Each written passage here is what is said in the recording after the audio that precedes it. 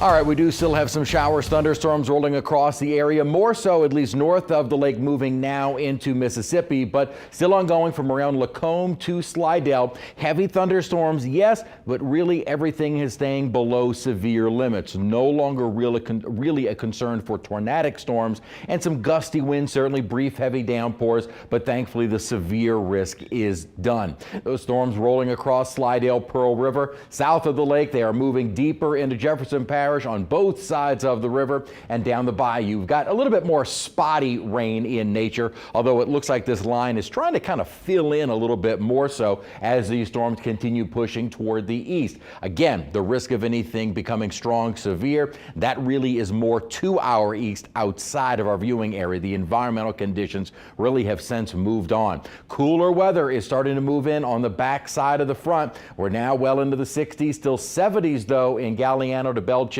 Grand Isle as well. So the cooler air is already starting to move in. Not quite the drier air just yet, but wake up time tomorrow morning, it is going to feel a whole lot nicer. And those winds have been brisk, even right behind the front, gusting up to 20 miles an hour, 21 miles an hour, excuse me, and lakefront sustained at 20 and gusting up to 26. So northwesterly winds at lakefront, still out of the southwest at Belle Chase, so the front not quite through down in the Plaquemines Parish, lower Lafourche, or into lower Terrebonne. But we have started to see the rain coming to an end across much of the North Shore. So Tangi, Washington, much of St. Tammany, with the exception of around Pearl River to Slidell, rain is done. You were in the clear, and we will continue to see clearing conditions through the rest of the night. By wake-up time tomorrow morning, very pleasant. Probably still some lingering clouds, but more sunshine and kind of a mix of sun and clouds tomorrow. More clouds back by Friday, and overnight Friday going into Saturday, temperatures will be on the rise as winds will start changing direction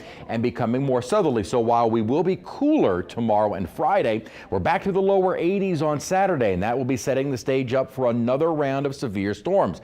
As far as the timing goes, the models have at least over the last couple of days been consistent. Late night, which is great for the parades. Now, I don't think we're going to be dry on Saturday, about a 40% chance for some spotty showers during the day. More so the later into the evening we get, and the bulk of the heavy rainfall probably not arriving into our area until after midnight, which again, twofold. Good that the heaviest of the storms would likely avoid the parades. Bad news is by the time they arrive, most folks are going to bed. So you need a way to get those alerts because there will be another risk of severe storms. Have the WWL app downloaded because it will notify you if you're asleep if we have any severe thunderstorm or tornado warnings that we'll be watching for late Saturday. So as far as our weekend forecast goes, during the day Saturday, spotty showers. It won't be until late night that we get those storms to roll on through. And we're finally starting to see a pattern shift. Not this upper trough, the one that's bringing the rain through right now,